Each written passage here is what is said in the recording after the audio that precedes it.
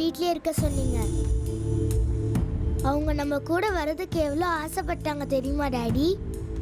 தெரியும்டா. ஆனா பிளான் நீ நானும் மட்டும் ஷாப்பிங் போறது.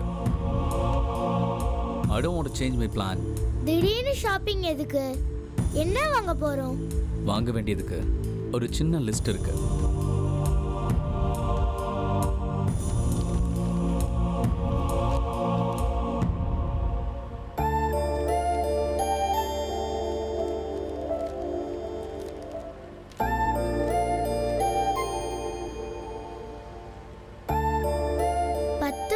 மல்லிகைப்பூ, பட்டு புடவை, கண்ணாடி வளையல், குங்குமம், குங்கும சிமிழ், தங்கமெட்டி, கொலுசு.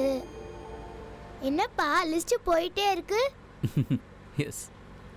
லிஸ்ட் எப்படி? யாருக்குப்பா இதெல்லாம்? 2 பேருக்கும், ரொம்ப ரொம்ப ரொம்ப க்ளோஸான ஒருத்தங்களுக்கு. ரொம்ப ரொம்ப க்ளோஸா? யாருப்பா? ரேகாண்டி தானே? நோ, அதை விட இன்னும் க்ளோஸா. திங்க் பண்ணாவே. திங்க்.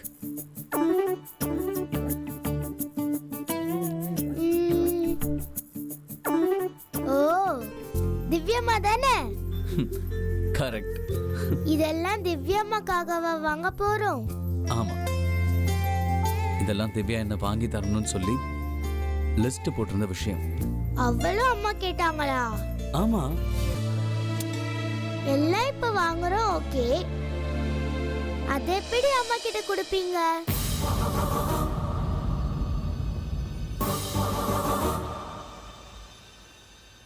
நான் ஏதாவது தப்பா கேட்டுட்டேனாப்பா?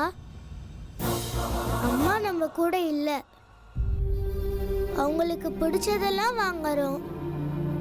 ஆனா அத அவங்க கிட்ட கொடுக்க முடியாதுல்ல. முடியும் அபி. எப்படிப்பா முடியும்?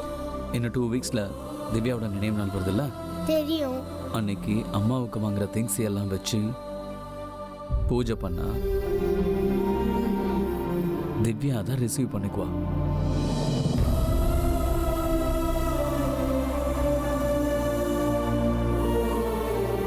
என்ன யோசிக்கிற?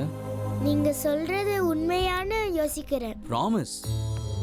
நீ இந்த திங்ஸ் எல்லாம் வச்சுட்டு அம்மா வந்து இதெல்லாம் எடுத்துக்க, இது உனக்காக நாங்க ஆசையா வாங்கினதுன்னு சொன்னா திவ்யா நிச்சயம் வந்து எடுத்துக்குவா.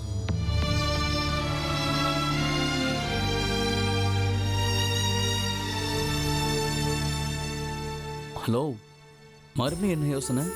பட்டு சேலை, மல்லிகைப்பூ, குங்குமம், மெட்டி, கொலுசெல்லாம் போட்டு அம்மா அழகா இருப்பாங்களப்பா?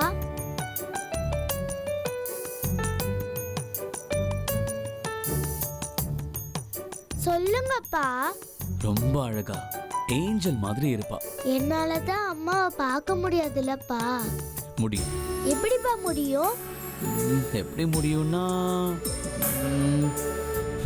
முடியும்.